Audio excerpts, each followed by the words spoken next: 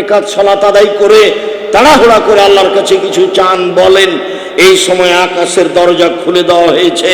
কথা বলি, আবু হুরায়রা রাদিয়াল্লাহু তাআলা আনহু বলেন, রাসূল সাল্লাল্লাহু আলাইহি সাল্লাম বলেছেন, ইজা দাখালা শাহরু রমাজান, যখন রমাজানের মাস আসে, ফতিহাত আবওয়াবুর রাহমা, তখন রহমতের দরজা খুলে দেওয়া হয়। যেদিন রমজানের চন্দ্র উঠেছে সেই দিনই রহমতের দরজা খুলে দেওয়া হয়েছে। যেদিন শাওয়ালের চন্দ্র উঠবে সেদিন রহমতের দরজা বন্ধ হবে। সম্মানিত দিনী ভাই বোন, আমরা অবগত আছি রমজানকে 3 ভাগে ভাগ করা হয়েছে। প্রথম দশক রহমত, পরের দশক ক্ষমা, পরের দশক জাহান্নাম থেকে মুক্তি। অত্র হাদিস আমলযোগ্য নয়, বরং পুরো মাস হচ্ছে দয়া, পুরো মাস হচ্ছে ক্ষমা, পুরো মাস হচ্ছে জাহান্নাম থেকে মুক্তি পাওয়ার মাধ্যম। অত্র হাদিসের এই অংশে রাসূল সাল্লাল্লাহু আলাইহি সাল্লাম বলেন, রমজান মাস আসলে রহমতের দরজা খুলে দেওয়া হয়েছে। মানুষের উচিত যে যা পারে আল্লাহর রহমত ধরে নিবে, লুটে নেওয়ার চেষ্টা করবে। আবু হুরায়রা রাদিয়াল্লাহু তাআলা আনহু বলেন, রাসূল সাল্লাল্লাহু আলাইহি সাল্লাম বলেছেন, ইজা দাখালা শাহরু রমাদান ফুতিহাত আবওয়াবুস সামায়ে, যখন রমজান মাস আসে তখন আকাশের দরজা খুলে দেওয়া হয়।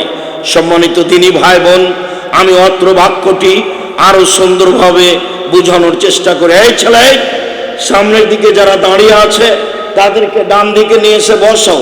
আমাদের কোনো দায়িত্বশীল ছেলেরা নাই নাকি?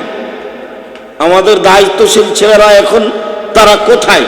আমি তো বাস্তব দেখতেও পাচ্ছি না।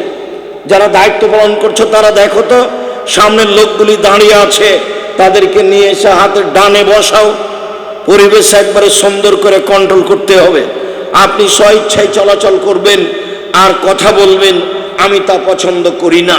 সম্মানিত দিনী ভাই বোন, আমি আপনাকে বুখারী মুসলিমের এই অংশ আরো স্পষ্ট করাতে চাই যে আকাশের দরজা খুলে দেওয়া হয়েছে, মানে এখন আপনি আল্লাহকে যা বলবেন সেটাই কবুল হয়ে যাবে।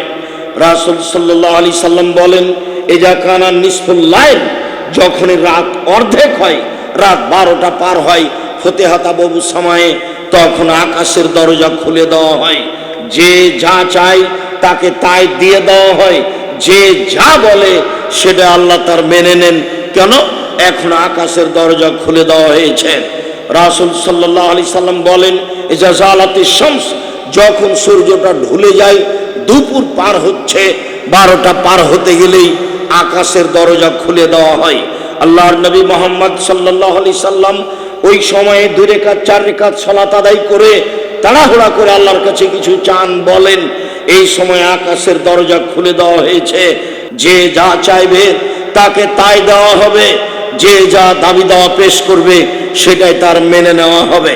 সম্মানিত দিনী ভাই বোন, রাসূল সাল্লাল্লাহু আলাইহি সাল্লাম বলেন, এই যে নুদিয়া লিস-সালাহ ফতিহাত আবওয়াবুস সামায়ে, যখন আজান দেওয়া হয় তখন আকাশের দরজা খুলে দেওয়া হয়।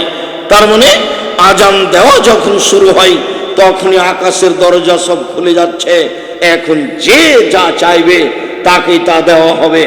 রাসূল সাল্লাল্লাহু আলাইহি সাল্লাম বলেন, সাল তুতা, এখন তুমি যা চাও, যা চাইবে তাই দিয়ে দেওয়া হবে। মানে আকাশের দরজা খুলে দেওয়া হয়েছে।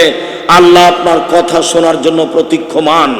সম্মানিত দিনী ভাই বোন, অত্র বুখারী মুসলিমের হাদিসের এই অংশে প্রমাণ হয় যে রমজান মাস আসলে আকাশের দরজা খুলে দেওয়া হয়।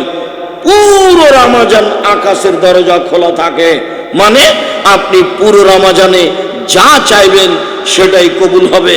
দুপুর, সকাল, সন্ধ্যা, রাত বলে কোনো কথা নেই। 24 ঘন্টা একই রকম ব্যাপার। পুরো রমজান 24 ঘন্টা আকাশের দরজা খোলা আছে।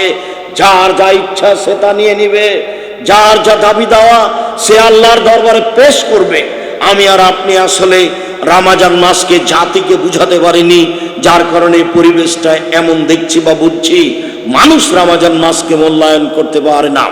আবু হুরায়রা রাদিয়াল্লাহু তাআলা আনহু বলেন, রাসূল সাল্লাল্লাহু আলাইহি সাল্লাম বলেছেন, ইজা দাখালা শাহরু রমাজান, যখন রমজান মাস আসে তখন ফতেহাত আবওয়াবুল জান্নাহ, জান্নাতের দরজা খুলে দেওয়া হয়।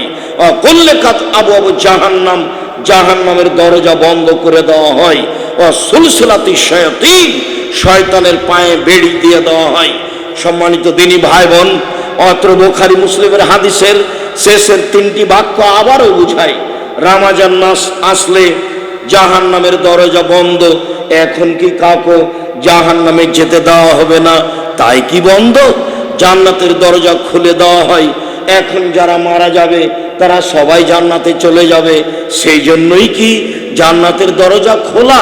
ব্যাপারটা কি? জি না, আসলে রমজান মাসকে মূল্যায়ন করতে গিয়ে পৃথিবীর মানুষকে আল্লাহ তাআলা দেখাচ্ছেন, পৃথিবীর মানুষ মনে রেখো, আমি আমার রহমত দেখাচ্ছি, আমি আমার দয়া দেখাচ্ছি, আমি আমার ক্ষমা দেখাচ্ছি। আমার দয়া দেখাতে গিয়ে, আমার রহমত দেখাতে গিয়ে, আমার ক্ষমা দেখাতে গিয়ে জান্নাতের দরজা খুলে রেখেছি।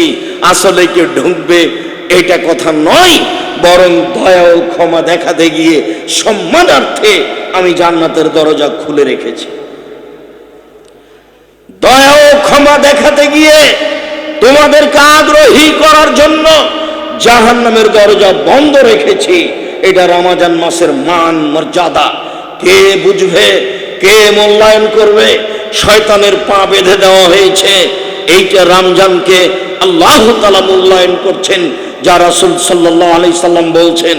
সম্মানিত দিনী ভাই বোন, রমজান চলে আসছে, আমরা হয়তোবা রমজানকে যথাযথভাবে মূল্যায়ন করতে পারবো না, বরং আজ থেকেই প্রাণপণে চেষ্টা চালাই, আল্লাহকে বলি, আল্লাহ এবছরের রমজান যেন যথাযথভাবে মূল্যায়ন করতে পারি, এই তৌফিক তুমি দান করো।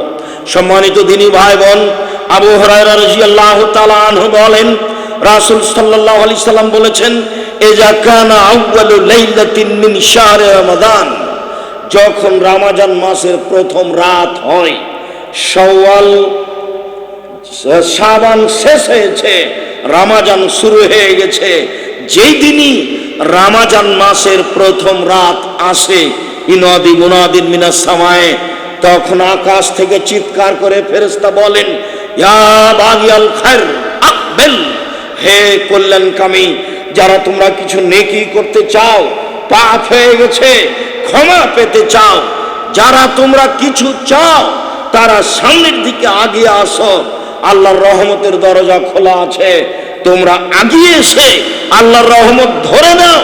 যে যেভাবে পারো, যার যা দাবি আছে দাবি দেওয়া পেশ করো। এইভাবে ফেরেশতাগণ বলতে থাকেন, আসো আসো, আগিয়ে আসো, রমজানকে মূল্যায়ন করো, কল্যাণপূর্ণ কাজ করো। ফেরেশতা বলেন, ইয়া বাগিয়া শাররে আকসির, হে পাপী একটু থেমে থাকো, পাপ করো না। হে পাপী একটু থেমে থাকো, পাপ করো না। রমজান মাস চলে এসেছে, পাপ থেকে বিরত থাকো। সম্মানিত দিনী ভাই বোন, রাসূল সাল্লাল্লাহু আলাইহি সাল্লাম আরো বলেন, ওয়া তুকাউ মিনান নার, এই জাহান্নাম থেকে মুক্তি ঘোষণা। ফেরেশতাগণ আকাশ থেকে চিৎকার করে বলেন, পৃথিবীর মানুষ শুনে রেখো, রমজান মাস জাহান্নাম থেকে মুক্তি ঘোষণা হচ্ছে, তোমরা জাহান্নাম থেকে মুক্তি নিয়ে নাও। জাহান্নাম থেকে মুক্তি ঘোষণা হচ্ছে, রমজান মাসে তোমরা রমজান মাসে জাহান্নাম থেকে মুক্তি নিয়ে নাও। এইভাবে প্রত্যেক রাতে বলা হয়, যা রাসূল সাল্লাল্লাহু আলাইহি সাল্লাম বলেন।